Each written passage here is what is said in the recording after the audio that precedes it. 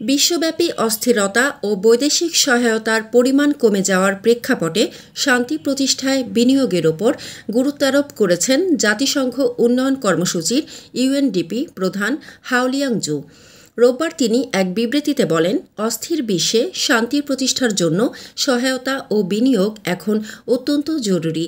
স্পেনের সেভিল শহরে অনুষ্ঠেয় 4 দিনের জাতিসংঘ সম্মেলনের প্রাক্কালে বার্তা সংস্থা এএফপিকে দেওয়া এক সাক্ষাৎকারে হাওলিয়াং জু বলেন, সাহায্য, বাণিজ্য ও প্রতিরক্ষা খাতে ব্যয় কোনো শূন্য সমষ্টির খেলা নয়, সবকিছুই পরস্পরের সঙ্গে যুক্ত। জু বলেন, বিশ্বের অধিকাংশ দরিদ্র জনগণ সংঘাতপীড়িত অঞ্চলে বসবাস করে, তাই শান্তির ভিত্তি গড়ে তুলতে আন্তর্জাতিক উন্নয়ন সহযোগিতা অত্যন্ত গুরুত্বপূর্ণ। তিনি উদ্বেগ প্রকাশ করে জানান, ধনীদাতা দেশগুলো, বিশেষ করে যুক্তরাষ্ট্র ও ইউরোপীয় ইউনিয়নের দেশগুলো সাহায্যের বাজেট কমিয়ে প্রতিরক্ষা ব্যয় অনেক গুণ বাড়িয়েছে। ইউক্রেন ও মধ্যপ্রাচ্যের চলমান সংঘাত এ পরিস্থিতিকে আরও জটিল করে তুলেছে।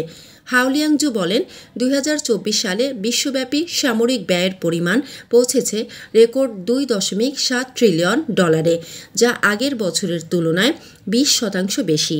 তবে তিনি জোর দিয়ে বলেন, প্রতিযোগিতা ও সংকট থাকা সত্ত্বেও ধনী দেশগুলোর উচিত হবে উন্নয়নশীল দেশগুলোর পাশে দাঁড়ানো।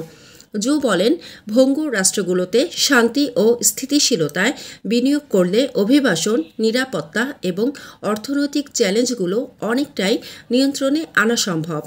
তিনি আরও সতর্ক করে বলেন, বিশ্বের এক অঞ্চলের সংকট অন্য অঞ্চলকেও নাড়া দেয়। এমনকি যেসব দেশ আপাত দৃষ্টিতে স্থিতিশীল ও সমৃদ্ধ, তারাও এর প্রভাব থেকে মুক্ত থাকতে পারে না।